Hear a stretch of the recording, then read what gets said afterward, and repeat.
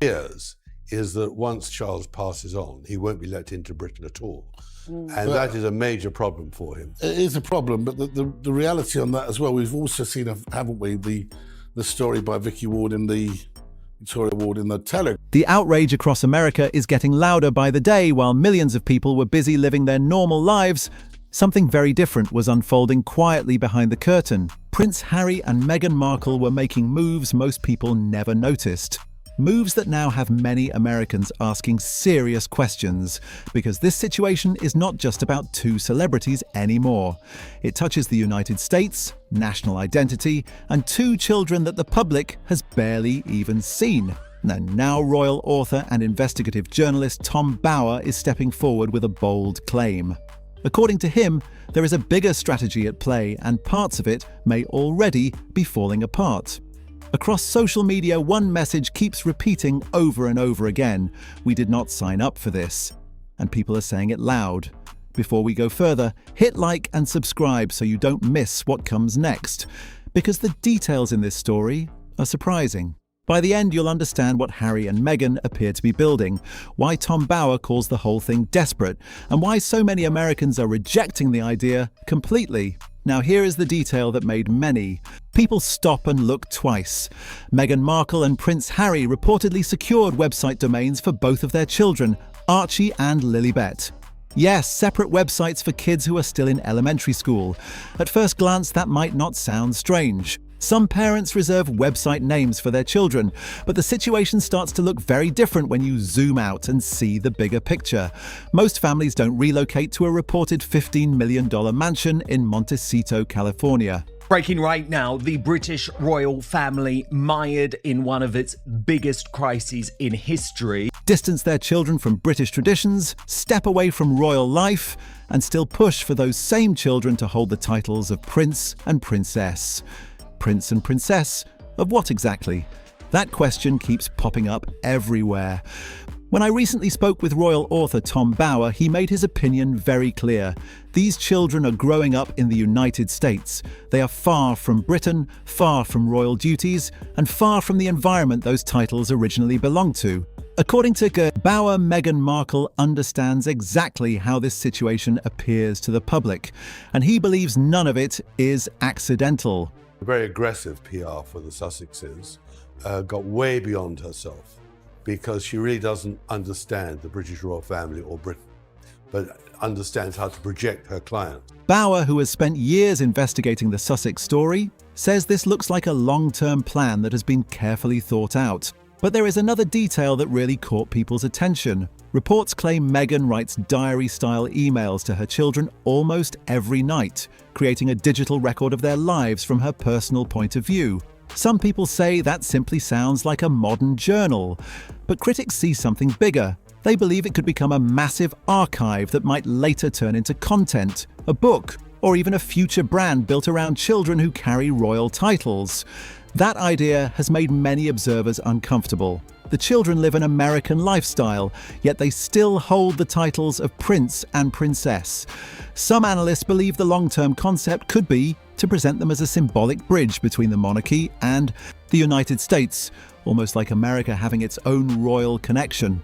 But when that possibility started spreading online, the reaction was immediate. One comment that gathered more than 2,400 likes summed it up clearly. Nobody here views Harry's kids as American royalty. So how did things even reach this stage? How did a former actress from Suits and a royal spare suddenly appear to be building something that looks almost like an American royal brand? Tom Bower believes the answer goes back years, to a quiet dinner in London at a restaurant called the Wolseley. In his best-selling book, Revenge, Bower describes a moment he says revealed Meghan Markle's mindset very early on.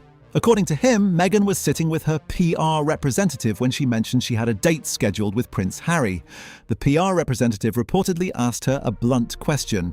Meghan Markle put out more and more content connected to her children, even though, as I said before, like Harry and Meghan not following exact protocol kind of makes sense, you know? Harry and Meghan's children are unlikely to ever get anywhere close to becoming, you know, first, second in the line of succession. Do you know what you're letting yourself in for?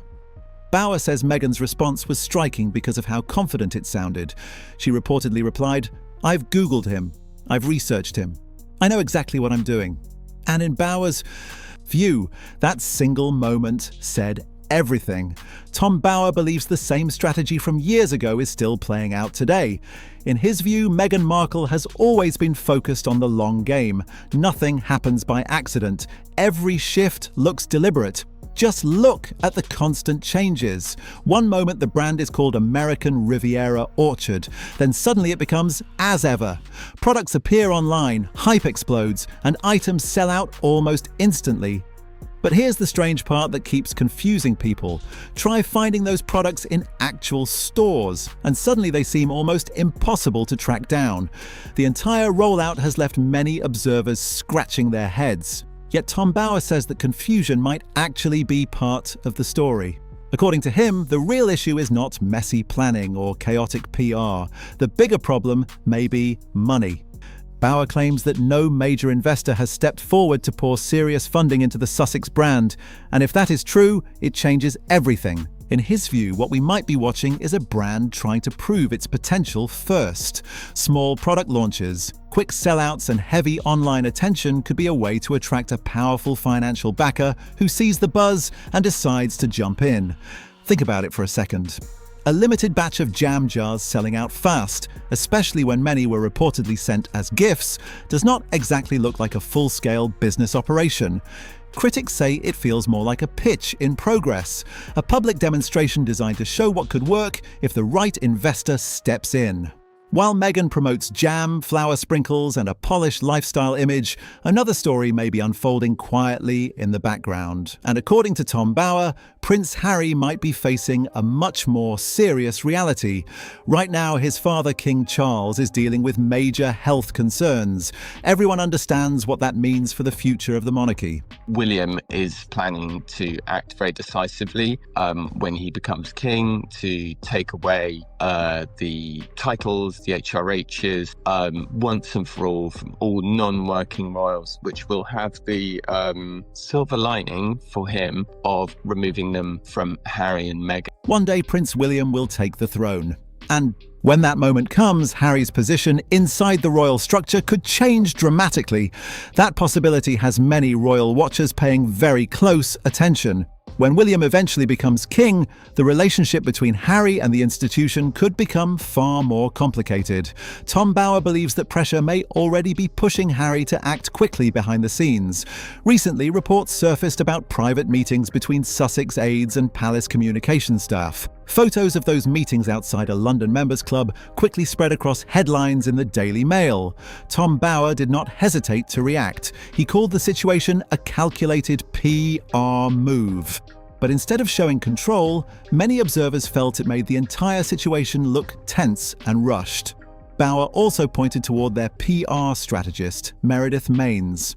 According to him, she understands how media attention works in Los Angeles. But London operates by a completely different set of rules. In Britain, a public leak like that can backfire fast. Instead of signaling strength, it can make someone appear pressured.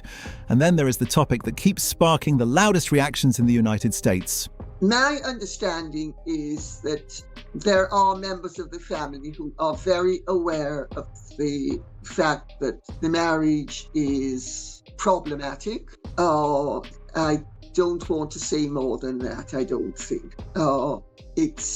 Has he been disloyal and bleated about her to anybody?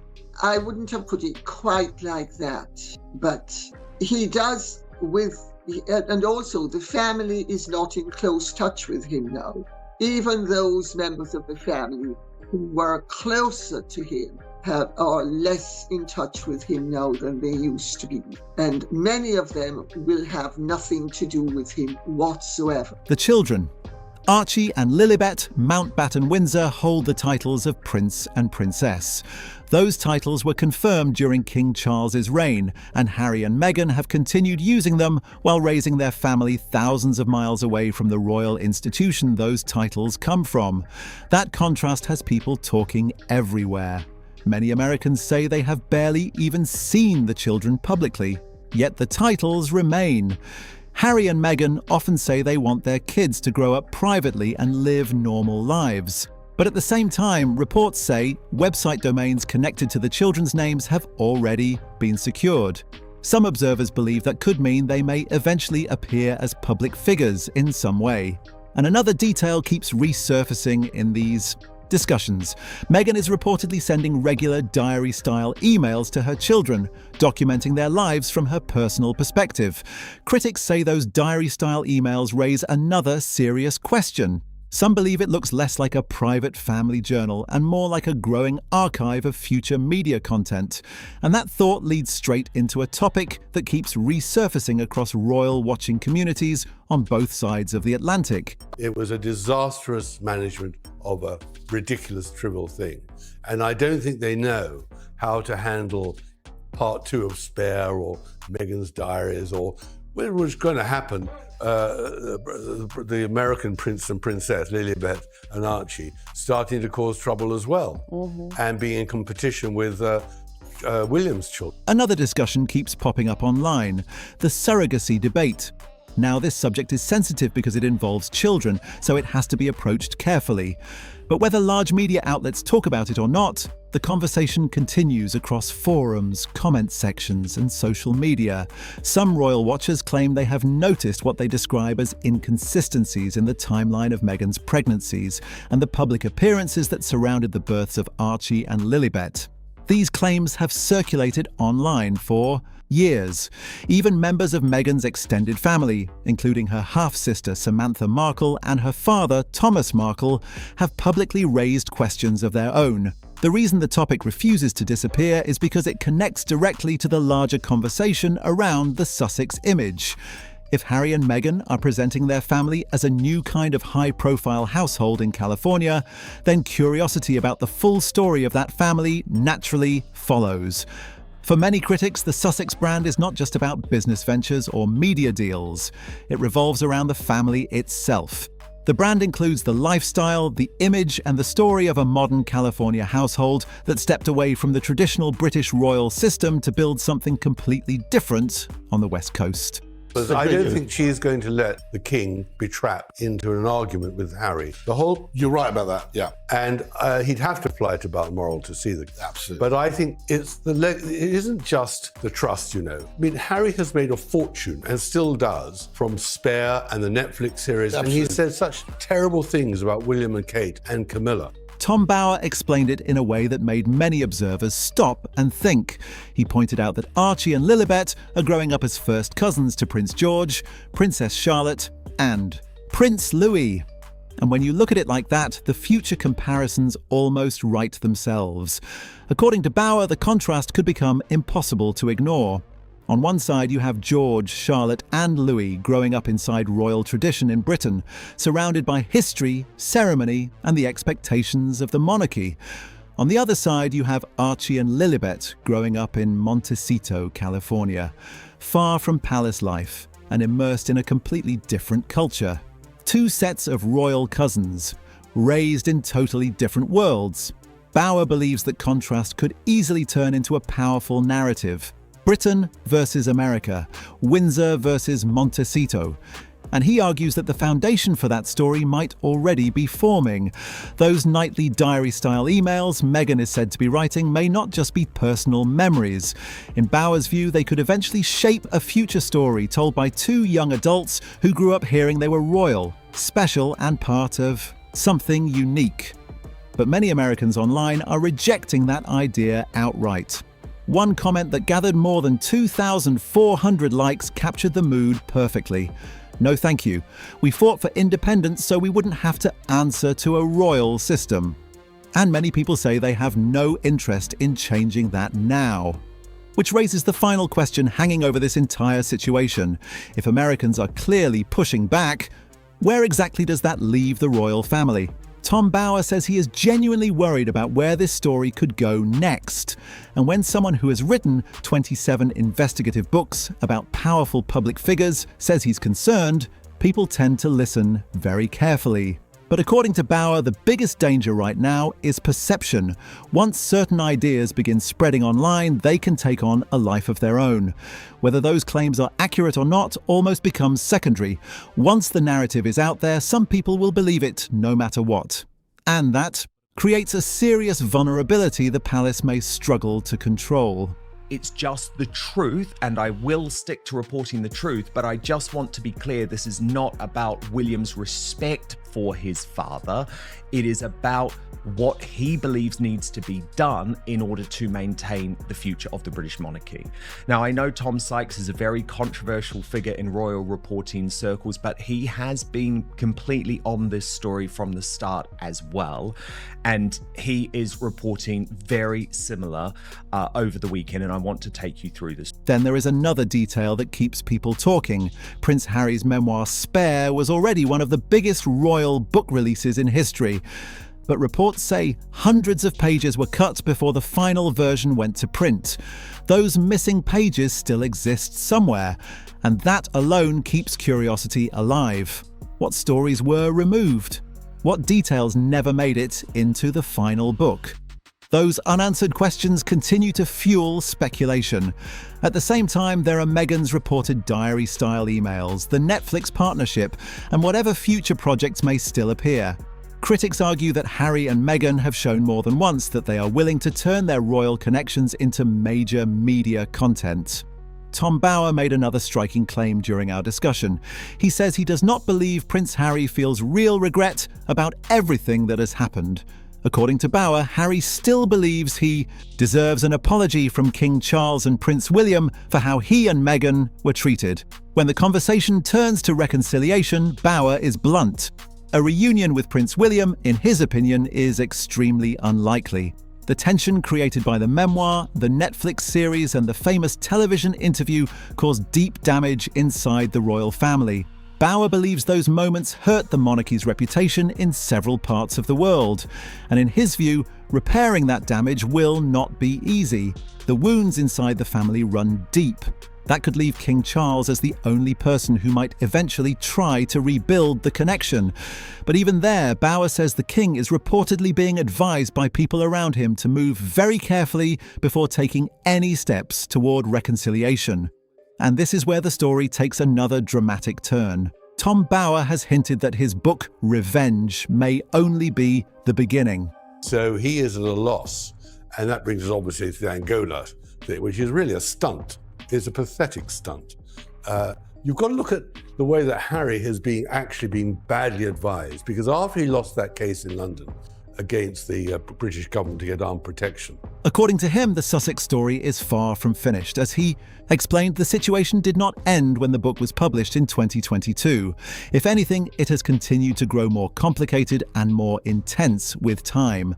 Because in Bauer's view, the real issue goes beyond Prince Harry's frustrations or Meghan's lifestyle brand. The bigger question may involve the future stability of the House of Windsor itself. So this is where things stand right now. Critics like Bauer believe Harry and Meghan may be thinking long-term, possibly positioning Archie and Lilibet as high-profile figures growing up in America, building a completely different image far away from the traditional royal system. But many Americans online have already responded loudly. They say they never asked for anything resembling an American royal family, and they are not interested in the idea at all. If you found this breakdown interesting, make sure you like the video, subscribe to the channel, share this with others, and drop your thoughts in the comments below. Because one thing is certain, this story is far from over. She lacks self-awareness. She doesn't realize. Or believes she's too clever. Yes, exactly. Yeah. I mean, that is a terrible but dilemma to be in, that not recognizing her own limitations. And so she's struggling the whole time. But it's, the truth about Meghan is she will always find a way in which she thinks she can win. And the casualties are irrelevant, whether it's her father, her old best friends, her first husband. There always will be casualties in her life. The question is, when will Harry become the casualty?